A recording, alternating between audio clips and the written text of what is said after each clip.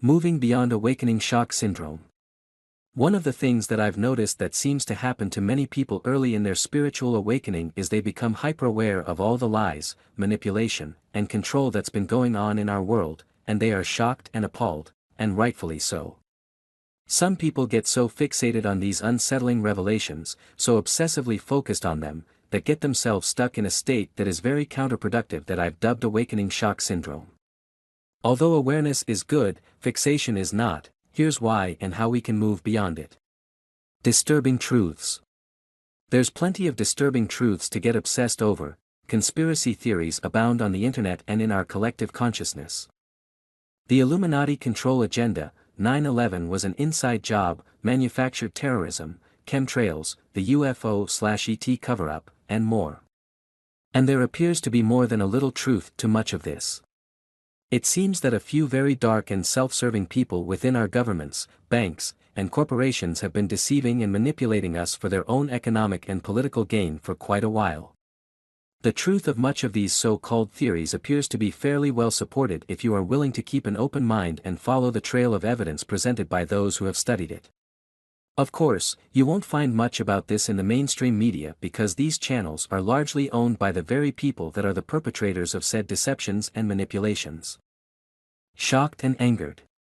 It's a perfectly normal reaction to be deeply disturbed by these facts, even shocked and angered.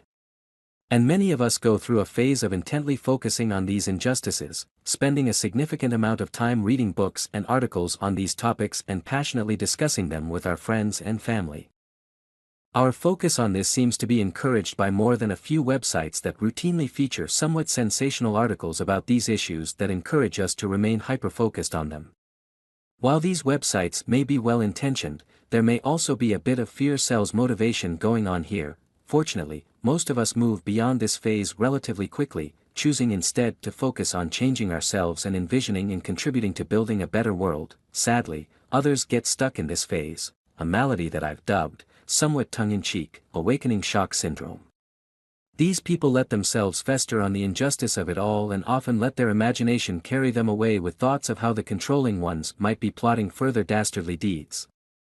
And worry about dire events coming to pass. They'll often talk incessantly and emphatically about these subjects, feeling compelled by the need to warn us. They tend to focus on fighting and stopping all the bad things that are happening in the world, yet they often have very little constructive or positive to say. They seem to like to complain and blame and are hyper-focused on the evildoers and their evil ways. Don't get me wrong, it's good that we are waking up and becoming aware of all the injustice running rampant in our world, but getting fixated on it isn't good, or productive. It's distracting us from putting our full attention on envisioning and creating a better world. Moving beyond focusing on the problem. The people that get stuck in this phase lack the wisdom to realize that focusing on what's wrong is, at best, an ineffective way to create change. Focusing on problems rather than solutions and fighting the old rather than building the new is a well-known trap of thinking. Anyone who understands and embraces the metaphysical laws and mechanics of reality creation, the law of attraction and more, know that what you focus on you attract and what you resist persists.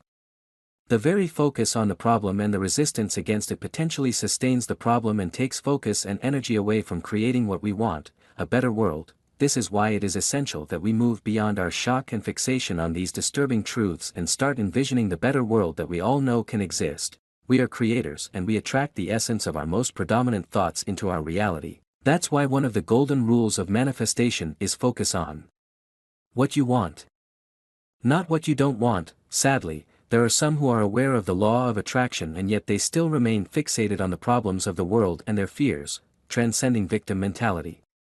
One of the things that keeps many anchored and fixated on the injustices that have been perpetrated on us is victim mentality.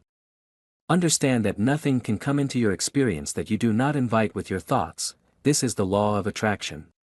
Deeply understanding this means that you fully accept that you are responsible for everything that comes into your life whether you understand the reasons or not. If we have been deceived and manipulated, we have allowed it. We allowed it by not being engaged in our political process, by not paying attention to what was important, and by not exercising discernment. When you fully embrace your creatorship, you take full responsibility for everything that comes into your life. No more blaming, no more complaining, no more focusing on the problem, no more focusing on what you don't want, no more disempowering victim mentality. By understanding your responsibility for everything that comes into your life, you free yourself from the blame game and allow yourself to step into your true power and sovereignty. Focusing on the solution. Focus on solutions, not problems, is a timeless pearl of wisdom and is true regardless of whether you believe in the strictly rational view of the nature of reality, or you embrace the idea that reality is a creation of our thoughts. The fact that we are awakening and becoming aware of the many injustices in our world is good, because only with awareness is change possible. And there's nothing wrong with being disturbed by these things, but instead of getting fixated on them, let's use our awareness to motivate us to create a clear vision of the world as we would like it to be. Let's use our understanding of what has happened in the past to help us formulate our vision of the future, and then let's focus on that with all our hearts and minds. Let's envision a wonderful future and think about it, talk about it, and do whatever we can to contribute to building it. Do anything, however small. It might only be sharing your vision with others, or it might be donating money or volunteering time to your favorite humanitarian or progressive projects and organizations. Learn about, share information about, and get involved in the new paradigms of the future: sharing economy, conscious capitalism, food independence, contributionism, the clean/green energy movement, and so many more. Do whatever you can and whatever interests you.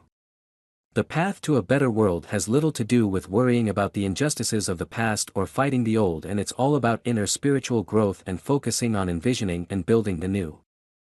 Focusing on solutions but still holding a grudge. Many move beyond the awakening shock phase and begin to focus on envisioning and creating a better world. Yet few let go of the need to fear and condemn the dark ones that have strived to control us for their own gain. A few enlightened people choose to change their perspective and see the dark ones not as evil or bad but merely as lost souls, and some even see the dark ones as a great lesson that enhances our spiritual evolution, and they completely release their judgments towards them.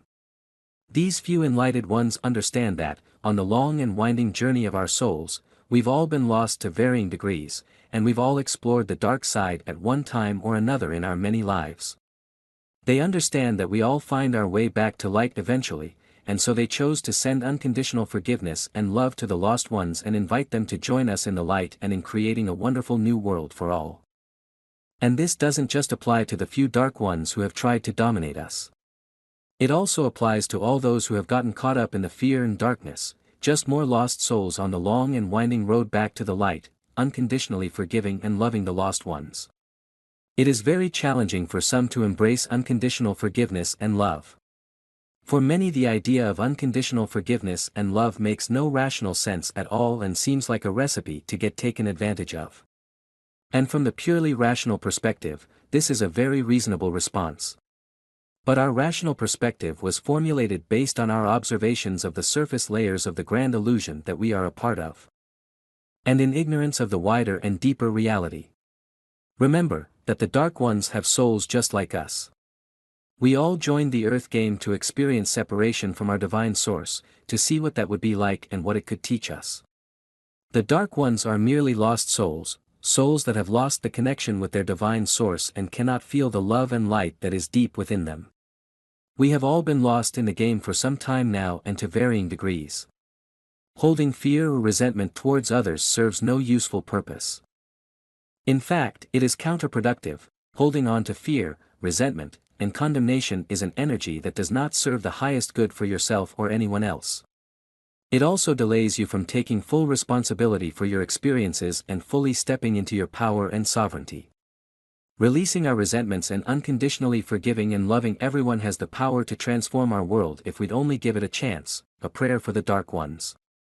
Here's a prayer that I use to help me release any resentment or judgment of the dark ones and to extend love and light to them in the hope that they will join us as we move forward in creating a wonderful new era of humanity. To all those on earth that have been playing the domination game, I say bravo. You have played your game with skill and cunning. You nearly controlled our entire world. You have demonstrated your prowess at deception, manipulation, and control, and I salute you. But now your game is over, and it is time to play a new game, the cooperation game. This game is far more challenging and rewarding than your domination game, and its goal is not to create wealth and power for a few but to create abundance, prosperity, and happiness for all. We invite you to come play this new game with us. All we ask is that you open your hearts and embrace all the love and light that we are sending you. It is in this spirit that we welcome you with open arms to join us in the challenge and the rewards of creating heaven on earth, a world where everyone is prosperous and happy. And to those that have played this domination game so deftly, I say thank you. Thank you for teaching us a great lesson that we will never forget. An invaluable lesson about trusting ourselves, about being discerning, and about not giving away our power. And perhaps the greatest gift that this experience has provided us is the complete clarity that we now have about what we want to be, and the kind of world we want to live in and intend to create.